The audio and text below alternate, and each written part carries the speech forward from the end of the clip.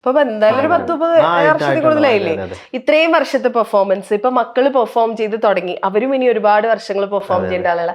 ഇത്രയും വർഷത്തെ experience as performers, as artist, കുട്ടികളോട് പറഞ്ഞു കൊടുക്കുന്ന കാര്യങ്ങൾ എന്തൊക്കെയാ?